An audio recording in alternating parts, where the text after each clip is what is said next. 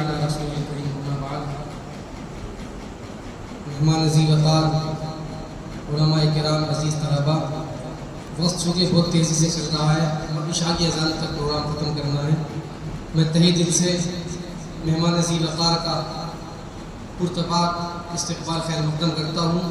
شکریہ ادا کرتا ہوں کہ انہوں نے ہماری حقیر سی دعوت پر لبیک کہا. آج بھی چوتھا پروگرام ہے ان کا. حضرت 3 پروگرام صبح سے کر چکے ہیں. جیسے میں نے گزارش کی تو گزارش کو کیونکہ بالکل خاص تعلق ہے ان سے میرے رفیق بھی ہیں، رفیق درس بھی ہیں. ہماری دعوت کو لبیک کہا، شرف قبولیت بخشا. میں تہہ دل سے مجھے شکریہ ادا کرتا ہوں. تشریف لائیں.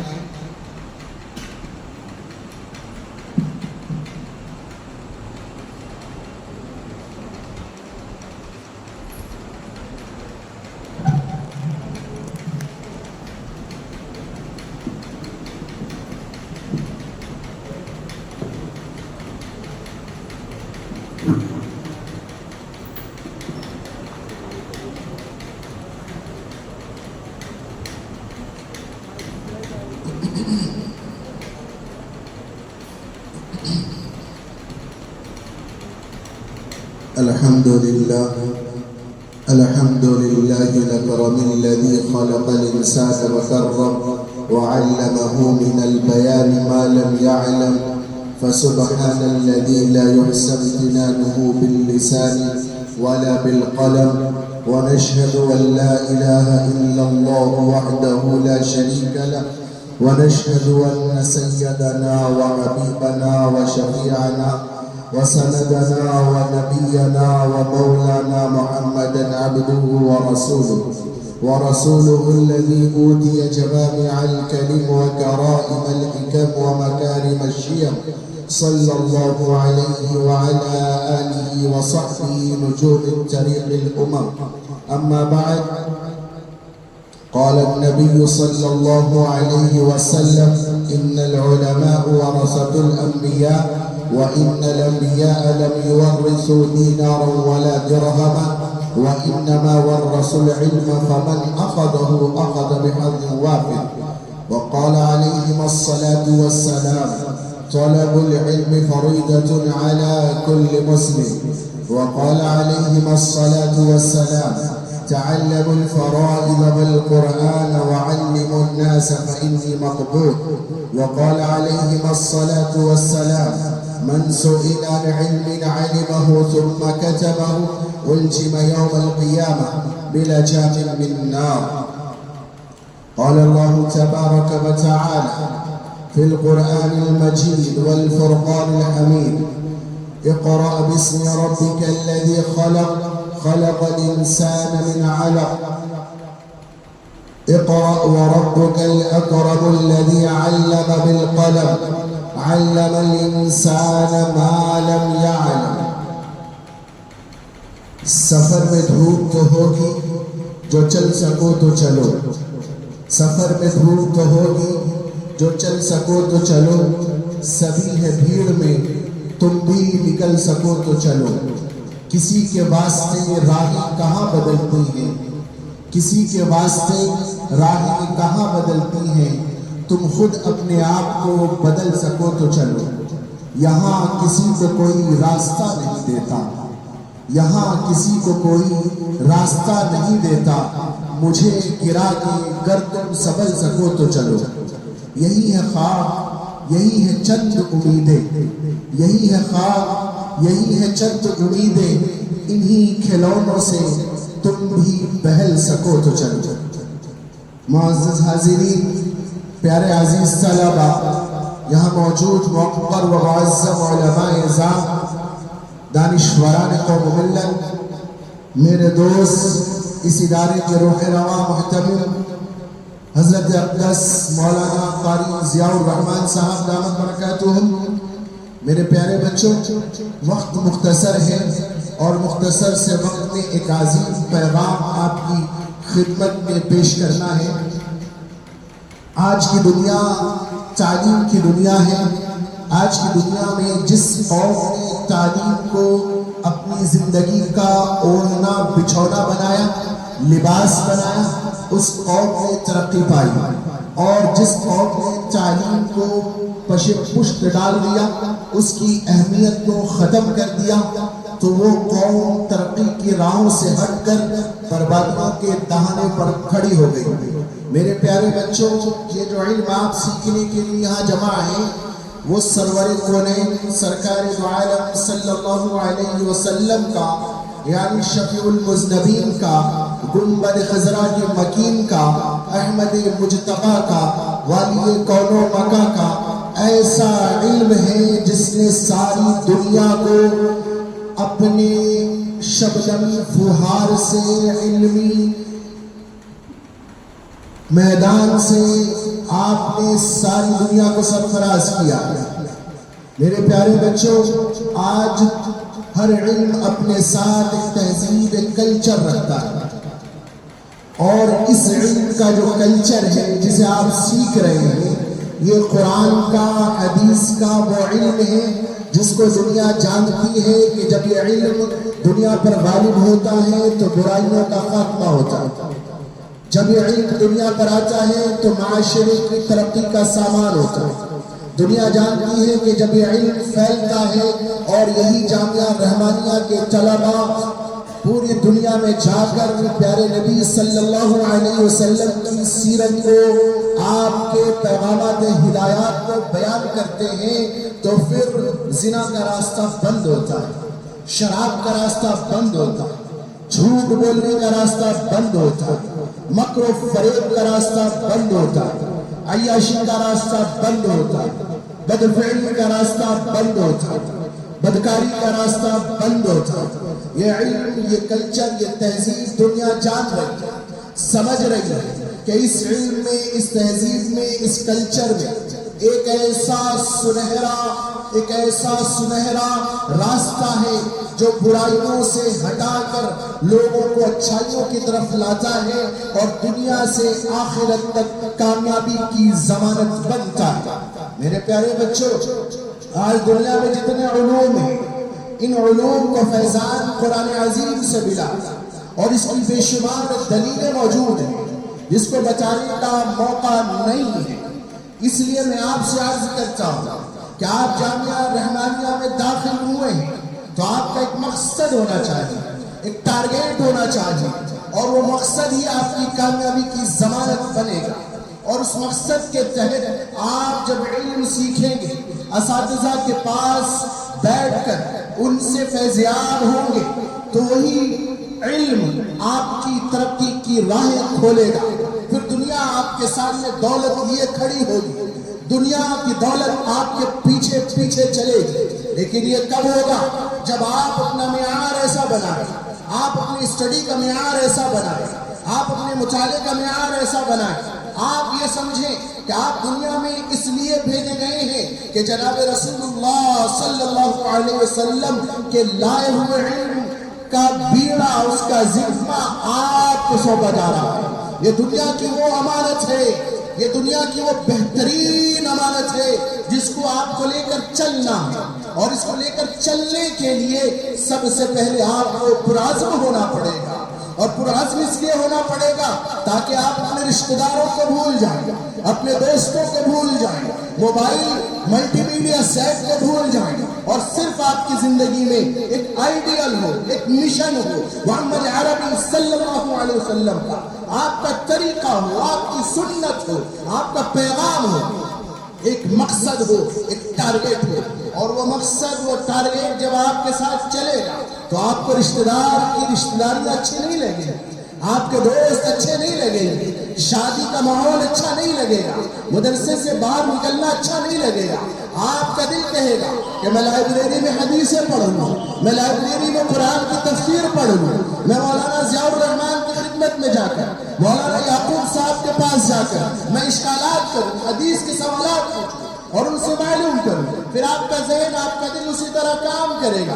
لیکن میرے پیارے بچوں، دوستو، اگر آپ نے ایسا نہیں کیا، اپنے آپ کو اس طرح پریپیئر نہیں کیا، تیار نہیں کیا، اور آپ نے اپنے آپ کو موبائل میں گم رکھا، دوستوں میں گم رکھا، رشتہ داروں کی شادیوں میں گم رکھا، اور ہر ہفتے چھٹی لیتے رہے اور دوستوں کے پاس جاتے رہے، گھر کے دروازے پر دستک دیتے رہے، تو کامیابی آپ کے قدم نہیں چوم سکتی۔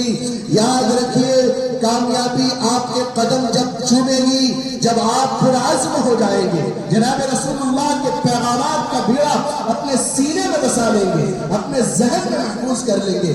یہ وہ علم ہے جو سرور کونین ساری دنیا کے لیے لے کر آئے ہیں، ساری انسانیت کے لیے لے کر آئے ہیں۔ تو آپ دنیا کی بہترین امت میں سے بھی بہترین امت ہے، کیونکہ آپ محمد عربی صلی اللہ علیہ وسلم کے طریقہ کار کو سیکھنے کے لیے اس ادارے کی چار دیواری میں آئے۔ وہ نبی برحق ایسے ہیں کہ ان کے بارے میں کیا بیان کریں؟ اگر ان کی سیرت کا چھوٹا سا مختصر سا تعارف پیش کر دوں تو آپ کو بڑا ہی مزہ آئے۔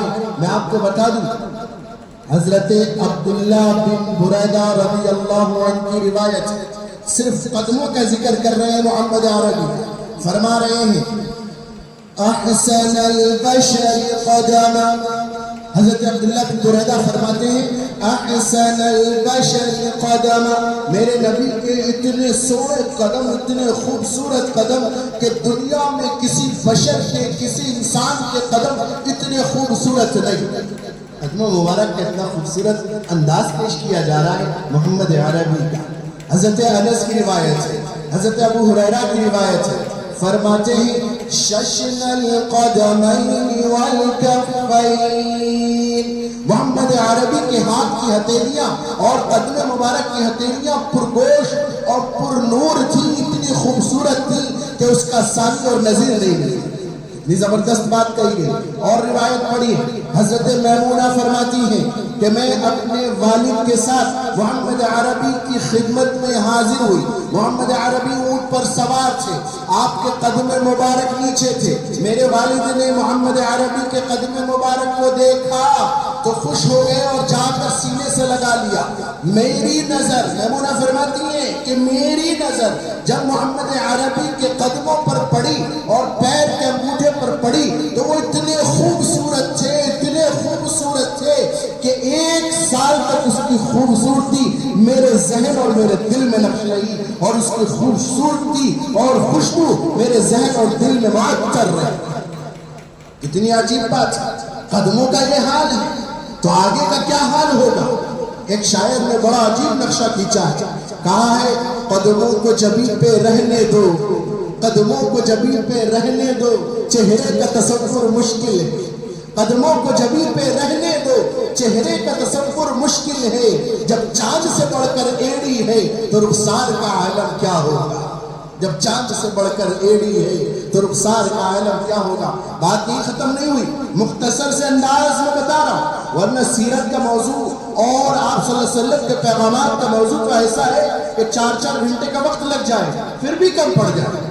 بات آگے بڑھی، ایک روایت آئی، جناب رسول اللہ جب ہجرت کے سفر پر نکلے تو ایک مقام آیا جس کا نام ہے ثابت، وہاں پہنچے تو آپ کو زوروں کی بھوک لگی، شدت کی بھوک لگی، آپ نے خیمہ تلاش کیا، ایک بوڑھی اماں کا خیمہ نظر آیا، آپ بوڑھی اماں کے خیمے کے پاس پہنچے اور اس بوڑھی اماں سے کہا کہ مجھے بہت بھوک لگی ہے، کچھ کھانے کا نظم ہے؟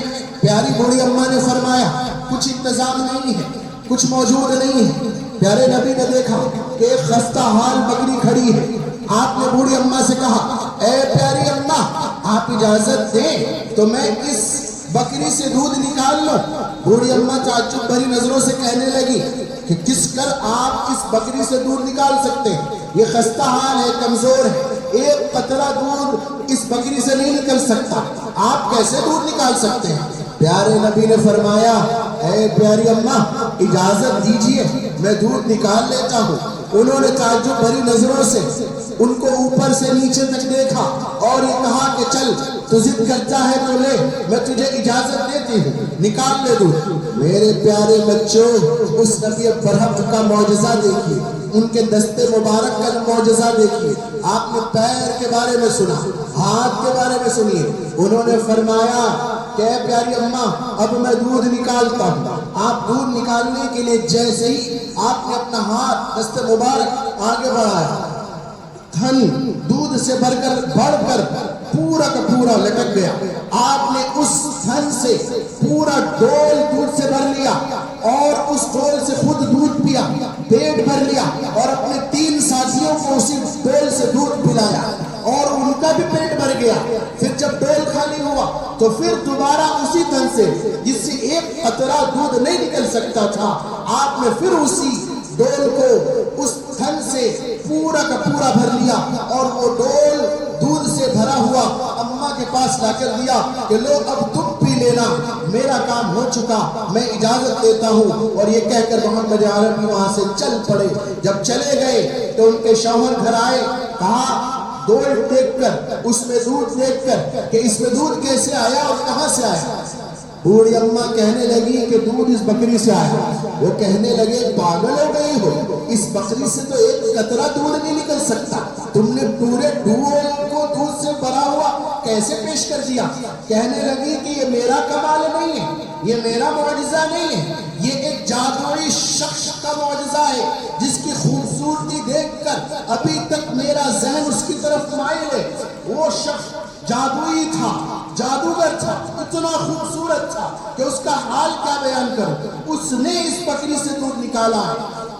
جب انہوں نے سنا تو وہ کہنے لگے فصیلی, ذرا ان کو ان کے نقشے کو, ان کی آمد کو تفصیل سے بتا. بوڑھی اماں نے تفصیل سے بتایا, پورا واقعہ بیان کیا. کہنے لگی اے معبد, روایتوں میں لکھا ہے, کہنے لگی رأیت رجلا قاہر الوجائی, رأیت رجلا قاہر الوجائی ابلج الوجه ازج اکرم وسیم قسیم لم تعبه سعد لم تضربه سعد حسن الخلق الى آخره آیہ. انہوں نے پورا نقشہ بیان کیا جس کو مفصل بتانے کا موقع نہیں. کہنے لگی کہ میں آپ کے سامنے ان کی خوبصورتی کیا بیان کروں, کیا عرض کروں ان کی خوبصورتی, بس لب لباب پیش کیے دیتا ہوں.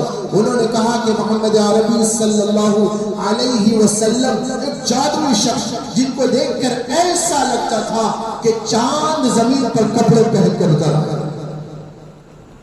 میرے پیارے بچوں, وہ محمد عربی ساری کائنات کے لیے علم لے کر آئے اور دنیا کا بہترین علم, بلا شبہ بہترین علم جو آپ کو اللہ تبارک و تعالیٰ نے عطا کیا.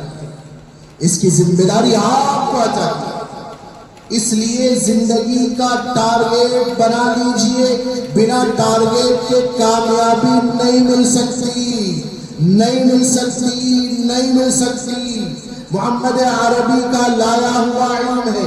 محمد عربی پر پہلی وحی جب نازل ہوئی ہے, اقرأ باسم ربک الذی خلق, پڑھو اپنے رب کا نام لے کر جس نے تمام عالم کو پیدا کیا ہے. یہ وہ مثبت پیغام ہے جس نے پوری دنیا میں علم کی روشنی بکھیری ہے.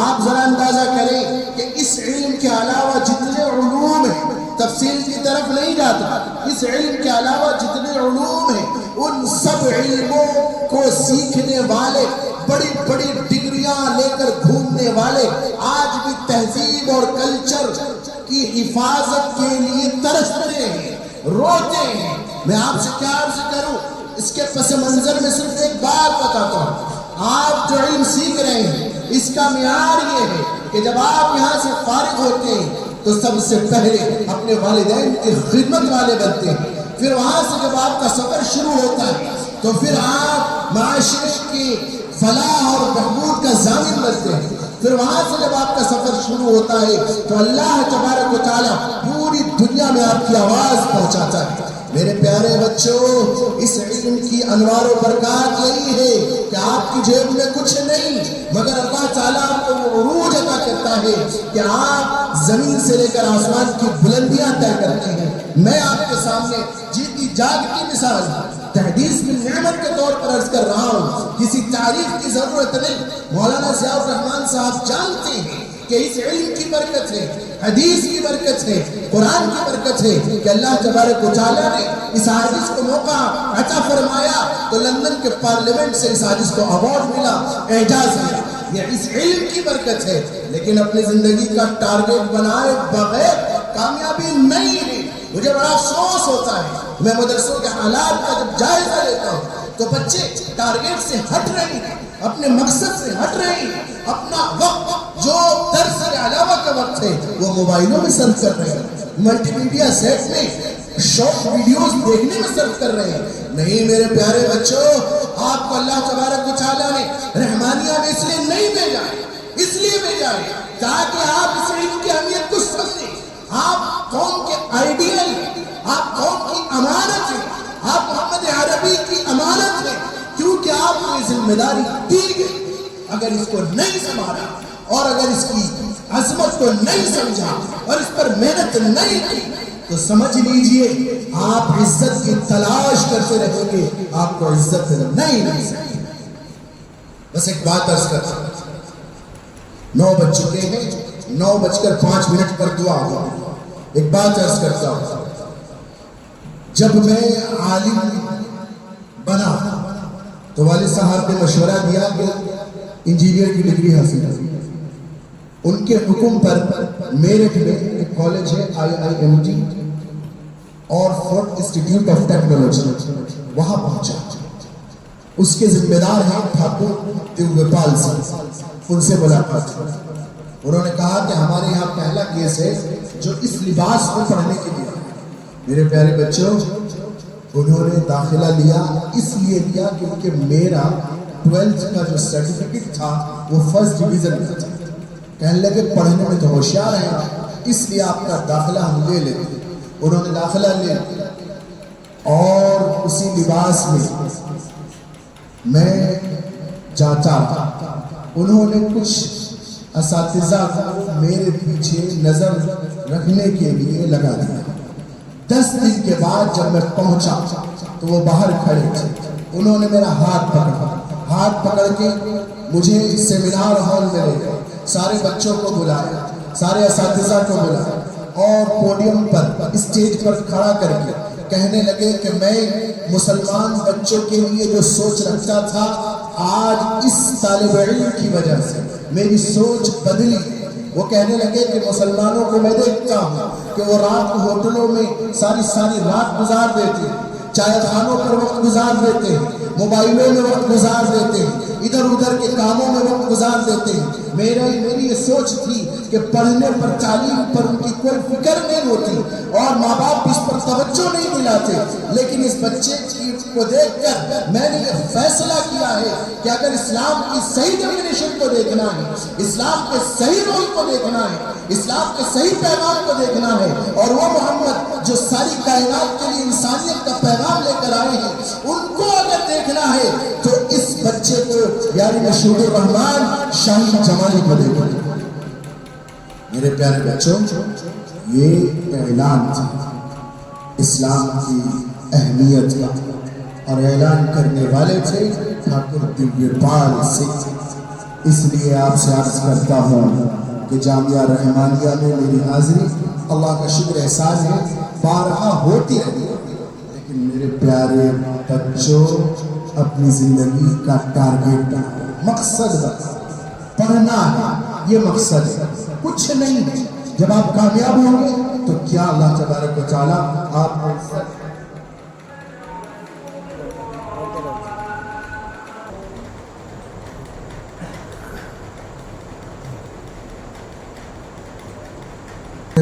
میں عرض کر رہا تھا کہ اپنی زندگی کا مقصد بنائیں, مقصد حدیث کو بنائیں, اوڑھنا بچھونا حدیث کو بنائیں, قرآن کو بنائیں, قرآن کے سمجھنے کو بنائیں. آپ جب جائیں گے دنیا آپ سے سوال کرے, آپ سے پوچھے, اور اگر آپ فیل ہوئے تو پھر عزت تلاش کرتے رہیں گے, مل نہیں پائے گی. میں عرض کر رہا ہوں بڑے ہی محبت کے ساتھ, اور دنیا کو دیکھنے کے بعد آج اس قوم کی حالت جس نازک دور سے گزر اور وہ کس وجہ سے گزر رہی ہے سب کو بتانے کی ضرورت نہیں, تفصیل کی طرف جانے کی ضرورت نہیں. لیکن آج بھی دنیا ترس رہی ہے کہ آج بھی ایسے علماء جو قوم کی کامیابی کے ضمانت بنتے ہیں، دنیا کی عوام ان کو چومتی ہے، ان کو عزت دیتی ہے، ان کو دولت دیتی ہے، ان کی ضروریات کو پورا کرتی ہے۔ یہ جب ہوتا ہے جب اس کے سینے میں حدیث ہو، قرآن ہو، اور قرآن عمل کے ساتھ ہو، بے عملی کے ساتھ نہ ہو، ظاہر کے اعتبار سے کچھ بھی ہو اور باطن کے اعتبار سے کچھ بھی ہو، کام نہیں چلے گا۔ ظاہر کے اعتبار سے بھی اچھا ہو اور باطن کے اعتبار سے بھی اچھا ہو، کام چل جائے گا، کامیابی مل جائے گا۔ اس لیے میرے پیارے عزیز طلبہ، محمد عربی صلی اللہ علیہ وسلم کا لایا ہوا علم، یہ علم نبوی ہے، یہ علم نبوی ہے جو دنیا میں سب سے بہترین علم ہے، جس کو آپ سیکھنے آئے ہیں، جس کو آپ پڑھنے آئے ہیں، اپنی زندگی میں اتارنے آئے ہیں۔ اور جو باقی علوم ہیں آج بھی لوگ ترس رہے ہیں۔ میں آپ سے عرض کر دوں، ہمارے حکیم سعید الرحمن صاحب موجود ہیں، میں نے دونوں علم سیکھا ہے، میں علوم عصریہ سے بھی اور علوم نبویہ سے بھی آراستہ ہوں۔ میں آپ کو ایک بات عرض کر کے صرف عبرت کے لیے عرض کر رہا ہوں تاکہ آپ کو پتہ چل جائے کہ یہ علم کوئی چھوٹا نہیں، دنیا کا سب سے بہترین علم ہے۔ اس کو سمجھنے کی اور اس کی اہمیت کو جاننے کی ضرورت ہے۔ میں آپ سے بتا دوں، ایک صاحب تھے بڑے دیندار اور جماعتی تھے، انہوں نے اپنے بچے کو انجینئر بنا دیا، انجینئر بنا کر اس کی نوکری لگوا دی، شہر میں وہ نوکری کرنے لگا، ماں باپ بوڑھے ہو گئے، وہ شہر سے روزانہ گھر آتا اور رات کو رکتا، پھر صبح آفس چلا جاتا۔ پھر انہوں نے اس بچے کی شادی اس کے تعلیم کے معیار کے اعتبار سے لڑکی کے ساتھ کر دی۔ وہ لڑکی آ گئی، وہ گھر میں رہنے لگی، روزانہ شہر سے گھر اور گھر سے آفس آنا جانا اس کا شروع ہوا۔ اس لڑکی نے اپنے شوہر کو کہا کہ آپ کو پریشانی ہوتی ہے، 1.5 گھنٹے کا سفر کر کے آپ گھر آتے ہیں، پھر صبح جاتے ہیں، تو اس سے بہتر ہے شہر میں مکان لے لیجئے، والد صاحب سے اجازت لے لیجئے۔ اس انجینئر نے اپنے باپ سے اجازت لی کہ ابا مجھے بڑی تکلیف ہوتی ہے آنے جانے میں، کیوں نہ میں ویکینڈ پر آ جایا کروں، سیٹرڈے اور سنڈے میں آ جایا کروں، 2 دن آپ کے پاس رہا کروں، پھر منڈے کی صبح چلا جایا کروں، اپنی بیوی کو وہیں ساتھ رکھوں۔ باپ اور ماں ہمیشہ اپنے بچے کی بھلائی چاہتے ہیں، انہوں نے اجازت دے دی۔ وہ شہر میں رہنے لگا، ویکینڈ پر آنے لگا، سیٹرڈے سنڈے میں آتا، 2 دن رہتا، ماں باپ کی خدمت کرتا، منڈے کی صبح چلا جاتا۔ جب کچھ دن گزرے تو اتفاق سے اس کو سعودی عرب کی ایک بڑی کمپنی سے ای میل آیا اور اس کی نوکری سعودی عرب میں طے کر لی گئی، اس کو بلایا گیا۔ بڑی کمپنی تھی، بڑا عہدہ تھا، بڑی سیلری تھی اور سارے ساز و سامان کے ساتھ اس کو بلایا گیا۔ وہ اپنے باپ کے پاس پہنچا، کہنے لگا ابا سعودی عرب سے بڑی نوکری آئی ہے، ساری پریشانی دور ہو جائے گی، آپ اجازت دیں تو میں چلا جاؤں۔ بیوی اس بات پر خوش تھی، وہ شوہر کو بار بار پریشر دے رہی تھی کہ بس چلو یہاں سے سعودی عرب۔ غرض ہے کہ باپ اور ماں کی ہمیشہ خواہش بچے کی خوشی میں ہوتی ہے۔ ماں اور باپ نے اجازت دے دی، وہ چلا گیا سعودی عرب، وہاں جا کر اس نے نوکری شروع کی۔ یہ اس زمانے کی بات ہے جب فون نہیں تھے، موبائل نہیں تھا، ٹیلی گرام سے سارے کام ہوتے تھے۔ وہ شروع میں جب وہاں پہنچا، نوکری کرنے لگا تو ماں باپ کو ٹیلی گرام بھیجنے لگا، خط و خطوط بھیجنے لگا اور منی آرڈر بھیجتا، پیسے بھیج دیتا۔ یہ سلسلہ چلتا رہا، کچھ دنوں میں یہ سلسلہ ٹوٹنے لگا، ٹوٹتے یہ سلسلہ پیسے بھیجنے کا بالکل ختم ہو گیا۔ اس طرح 13 سال گزر گئے۔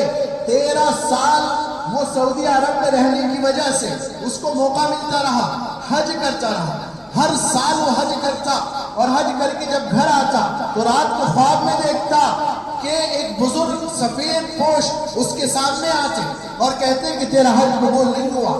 13 سال تک پیارے عزیز طلبہ اس کا حج قبول نہیں ہوا۔ 13 سال تک وہ حج کرتا رہا اور خواب میں دیکھتا رہا، حج قبول نہیں ہوا۔ اسے بڑی پریشانی ہوئی۔ اس نے ایک بزرگ کی خدمت میں جا کر سارا واقعہ بیان فرمایا۔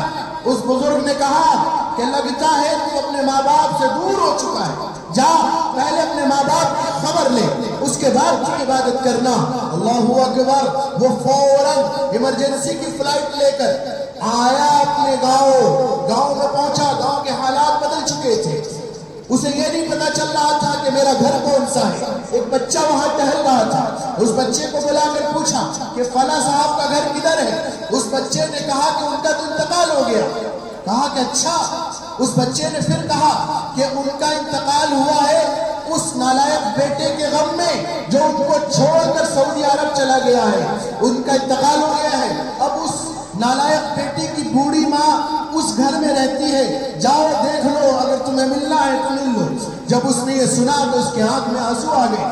وہ اس گھر کے دروازے پر پہنچا، دروازہ کھولا، دروازے پر جب اس نے دیکھا کہ ٹھیک سامنے چارپائی پر ہڈیوں کا ڈھانچہ بنی ایک بوڑھی اماں یعنی اس کی ماں لیٹی ہوئی ہے اور ہاتھ اٹھا کر رو کر دعا کر رہی ہے، اس کو آواز سنائی نہیں دی۔ پاس گیا، قریب گیا، دل میں سوچ رہا تھا کہ پتہ نہیں ماں ناراض ہوگی، کیسے مناؤں گا۔ میرے پیارے بچوں ذرا دیکھو، حکیم سعید الرحمان صاحب ذرا دیکھیے، آج دنیا کہتی ہے پھر بھی اس علم کی جو برکت ہے آج اس کو تسلیم کرتی ہے۔ وہ جب اپنی ماں کے قریب پہنچا یہ سننے کے لیے کہ ماں کیا دعا مانگ رہی ہے، تو ماں دعا کر رہی تھی کہ اللہ میرا بیٹا سعودی عرب میں نوکری کرتا ہے، میرا خاوند میرا شوہر آپ کے ہاں پہنچ گیا ہے، آپ کے جوار رحمت میں ہے، اے اللہ میرا کوئی محرم نہیں ہے، اے اللہ میرے بیٹے کو واپس بھیج دے۔ ہر سال میں دعا کرتی ہوں اے اللہ میرے بیٹے کو واپس بھیج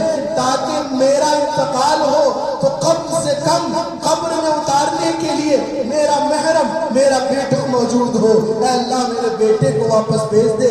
ماں کی یہ دعا اس کو کھینچ کر لائی تھی۔ کیا ہوا؟ کیا ہوا؟ بڑا انجینئر بنا تھا، بڑا ڈاکٹر بنا تھا، کیا ملا؟ میرے بھائیوں خدمت کا جذبہ اس قرآن سے ملتا ہے، خدمت کی محبت کا جذبہ اس حدیث سے ملتا ہے۔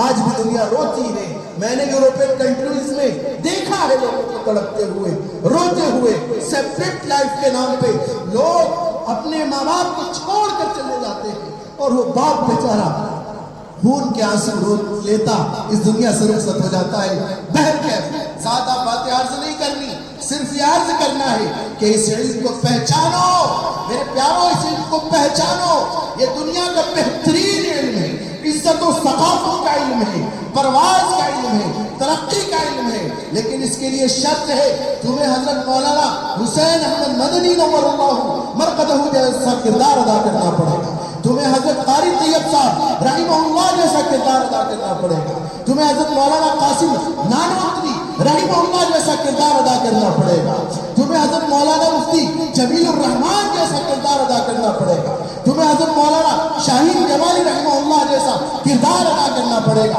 تمہیں دنیا کو بھولنا پڑے گا اور دنیا کو بھول کر حدیثوں میں اپنے آپ کو لگانا پڑے گا، قرآن میں اپنے آپ کو لگانا پڑے گا، محنت اور مطالعے میں آپ کو لگانا پڑے گا، اس در و دیوار میں رہ کر ہر وقت قرآن اور حدیث کی فکر کرنی پڑے گی، تب اللہ تمہیں جو پرواز دے گا۔ پھر انشاءاللہ آج انجمن کا افتتاح ہے، اس انجمن کے افتتاح کا مقصد کیا ہے، ان اساتذہ کی محنت کیا ہے، تاکہ تمہاری زبان میں تسلسل آ جائے، تمہارے بات کرنے کے انداز میں ایسا روک لوگوں پر پڑے کہ وہ سنت نبوی کو سن کر مرعوب ہو جائیں۔ اس لیے تمہیں سکھانے کے لیے اس انجمن کا افتتاح کیا گیا۔ میرے بھائیوں نماز کا وقت ہو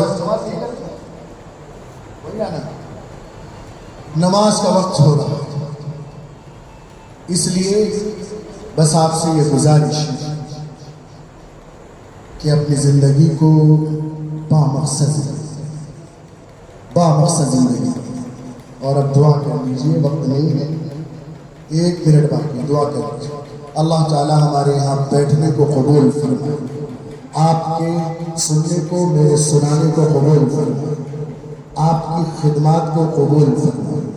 اللہ تعالیٰ آپ جب یہاں سے نکلیں تو عالم با عمل بن قرآن اپنے سینوں میں محفوظ کر کے نکلیں۔ آپ جب نکلیں تو اس طرح نکلیں کہ کہ دنیا آپ کے نورانی چہرے کو دیکھ کر آپ کی عزت و عظمت کو ترقی کی طرف لے جائے. آپ اس طرح نکلیں کہ دنیا آپ کو سن کر کہہ دے کہ یہ جامعہ رحمانیہ کے طالب علم، انہوں نے قرآن کو اپنے سینوں میں بسایا اور اس طرح بسایا ہے کہ اس کی تفسیر بھی پیش کرتے اور تسلسل کے ساتھ بات بھی کرتے. اللہ تبارک و تعالیٰ اس انجمن کو قبول فرمائے، انجمن کے تمام طلباء کی محنتوں کو آنے والے وقت کے لیے قبول فرمائے. اللہ تعالیٰ ہماری زندگی کو بامقصد بنائے اور سنت نبی پر چلائے. ہمارے ظاہر کو بھی ہمارے باطن کو بھی اللہ تبارک و تعالیٰ سنوارنے کی توفیق عنایت فرمائے. دنیا کے لغویات سے، فاحشات سے اللہ تعالیٰ مہمانان رسول کی حفاظت فرمائے. جو کچھ مانگا ہے وہ بھی عطا فرمائے، جو رہ گیا ہے وہ بھی عطا فرمائے. وآخر دعوانا الحمدللہ.